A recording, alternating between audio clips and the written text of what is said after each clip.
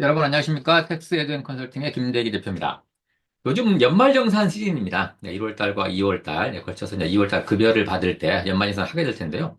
이제 연말정산에 대한 질문들을 많이 주십니다. 그래서 우리가 연말정산에 대해서 꼭 좀 이것만큼은 좀 알아야 되겠다라는 어떤 그런 취지로 앞으로 한 2월달 연말정산 할 때까지 연말정산을 좀 이렇게 중심으로 해서 같이 얘기를 좀 나눠보도록 하겠습니다.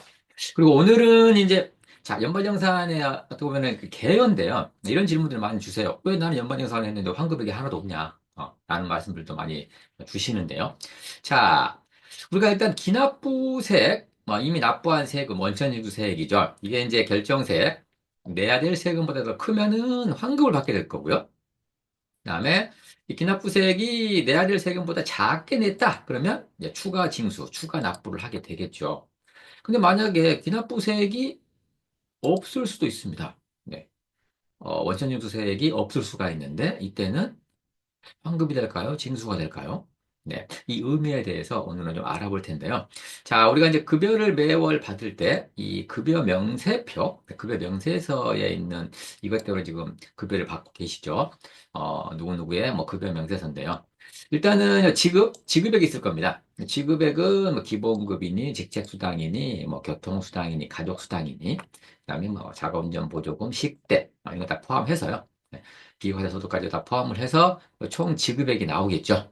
그리고 총 지급액을 통장으로 이렇게 넣어주는 게 아니라, 네, 일단 공제를 하게 됩니다. 여기 있는 이 소득세나 지방소득세, 네, 또 공제를 하고요. 그다음에 4대 보험 공제하겠죠. 그다음에 뭐 상조회비라든가 가불금이 있다고 한다면 이런 것들을 공제하고 나서 이 공제 합계가 있을 겁니다. 그래서 총 지급액에서 공제 합계를 뺀 금액이 네, 이 은행 통장으로 들어오게 되겠죠. 그래서 이렇게 지금 하고 계실 겁니다. 자, 그렇다면 여기 있는 이 소득세와 지방소득세, 이걸 또 원천징수를 하게 되는데요. 이거를 우리는 뭐라 그럽니까? 원천징수세액, 매달 급여를 받을 때 원천적으로 징수를 한다. 원천징수세액이 되고요. 이미 매달 납부를 했으니까 국세청에 이 돈이 가 있겠죠. 그래서 이걸 기납부세액이라고 합니다. 아까 말했던 우리가 이 페이지에서 봤었던 이 기납부세, 이 기납부세액이 바로 있게 된다는 것이죠. 자, 그렇다면 이 소득세와 지방소득세는 어떻게 원천징수를 할까요? 그 방법에 대해서 좀 알아보도록 하겠습니다. 자, 이 근로소득에 대한 원천징수는 근로소득 간이 세액표에 따라서 하게 되는데요. 우리가 마음대로 하는 게 아닙니다. 자, 이겁니다. 지금 이건 근로소득 간이 세액표를 제가 좀 간단하게 이렇게 좀 정리를 해본 겁니다. 이따가 좀 홈택스에 가서 이 근로소득 간이 세액표 어디에 있는지 한번 보겠습니다만, 자, 일단은 이걸 좀 정리를 좀 했는데요.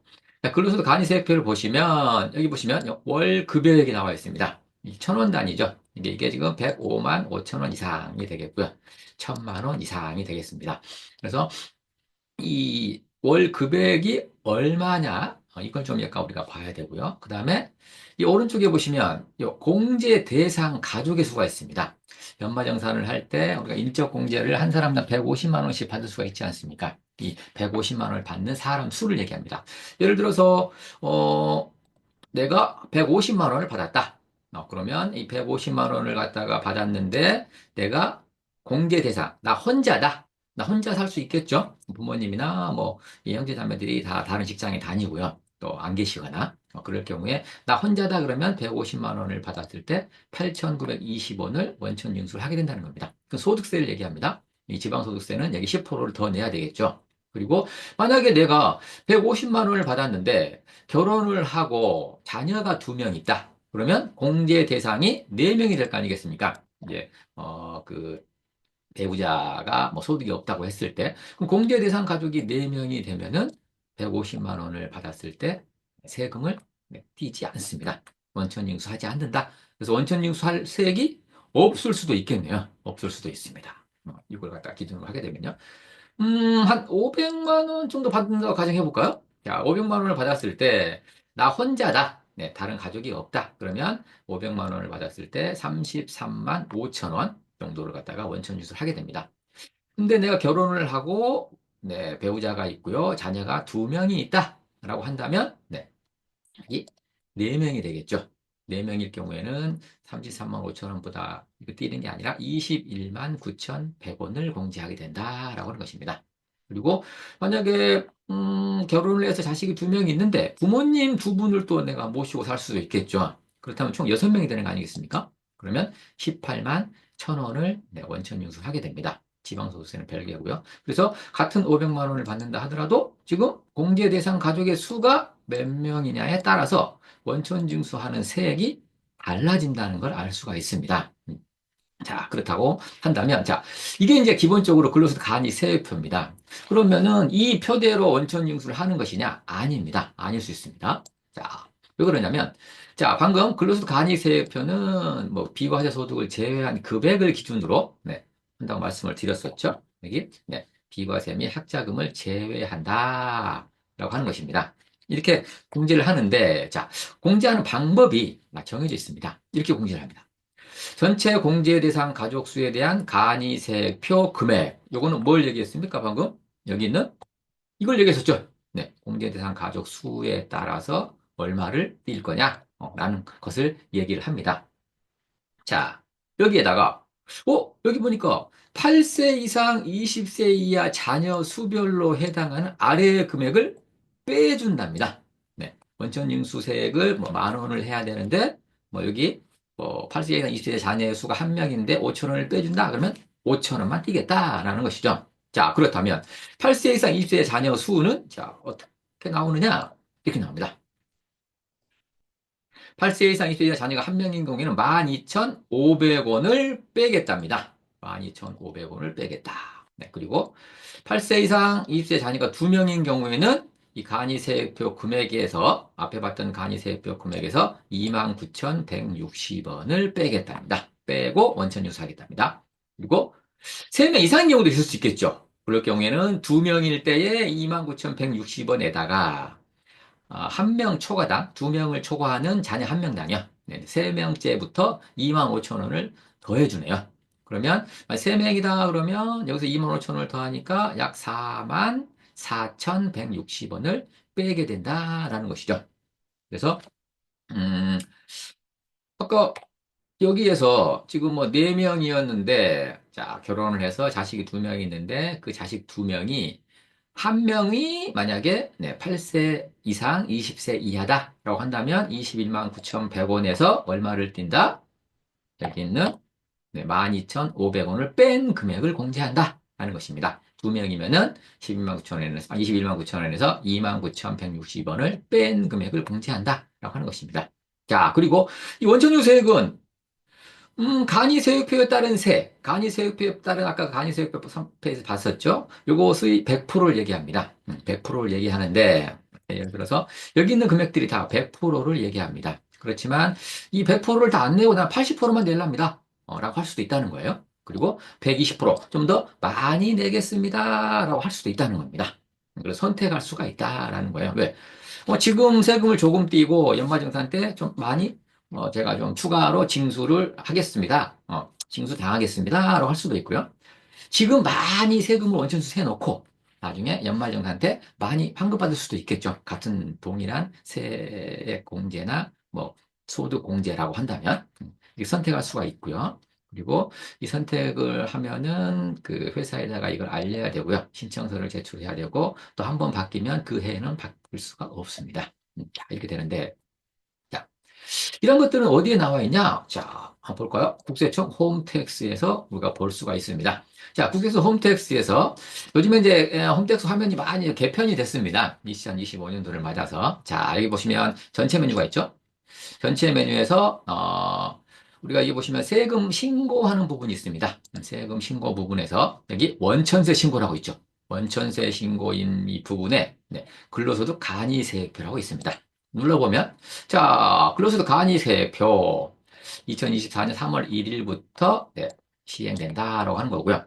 그다음에 여기 보시면 자, 공제지상 가족 중 8세 이상 20세 자녀가 있는 경우의 세액은 근로소득 간이세액표 금액에서 해당 자녀 수별로 아래 금액을 공제한 뺀 금액으로 한다라고 나와 있죠. 그래서 한 명일 경우에는 12,500원, 두 명일 경우에는 29,160원. 방금 봤던 내용입니다. 3명일 경우에는 네, 2명 초과 1명당 2만 5천 원 이렇게 한다라는 것이죠. 그래서 예를 들어서 자 이거 볼까요? 글로스 간이세표 네, 이거 보시면 이거 엑셀 다운로드 받을 수가 있습니다. 이 엑셀 다운로드 받은 게 아까 제가 보여드렸던 그 자료입니다. 네, 그걸 정리해 놓은 거라고 말씀을 드렸고요. 다운받으시면 되고요. 예를 들어 방금 했던 거 한번 해볼까요? 자, 월 금액이 500만 원이다. 그리고 나 혼자다.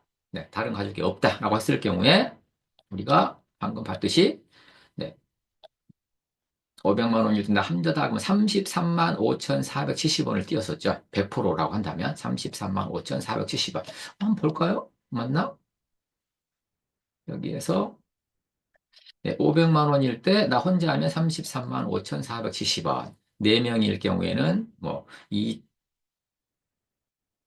21만 9,100원 이렇게 띄었다 하는 것이죠. 네, 이거 보시면 될 것 같아요.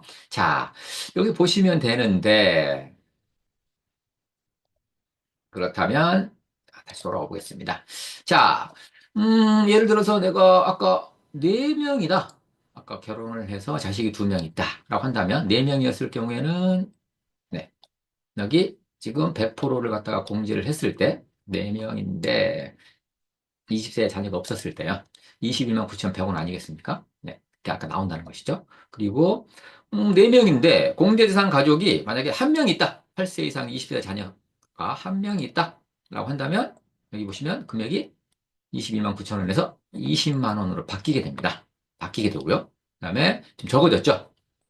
그러니까 금액만큼 빼준다고 했으니까. 2명이다 그러면, 네, 여기 더 작아집니다. 이게 어떤 의미냐? 라는 걸 한번, 이렇게 보면 좀 헷갈리실 수 있으니까 제가 이걸 다 한번 정리를 해봤습니다. 자, 이렇게 한번 볼까요?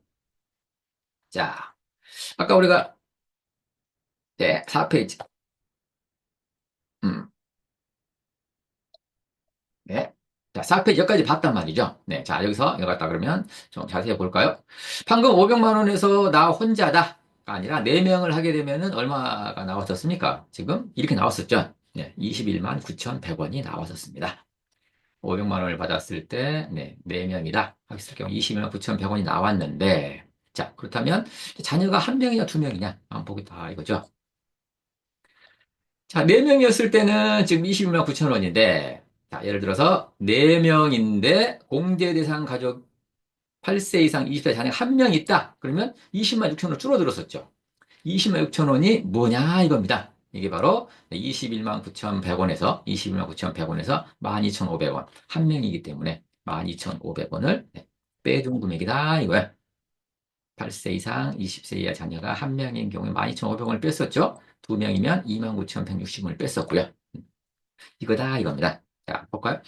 자, 4명이고 공제대상 8세 이상 20세 자녀 수가 2명이다 그러면 18만 9천 원으로 주는데 네, 4명이었을 때 21만 9,100원에서 2명이었을 때에 네, 2만 9,160원을 네, 빼주게 된다 이겁니다. 그래서 18만 9,940원을 공제를 한다라는 것입니다.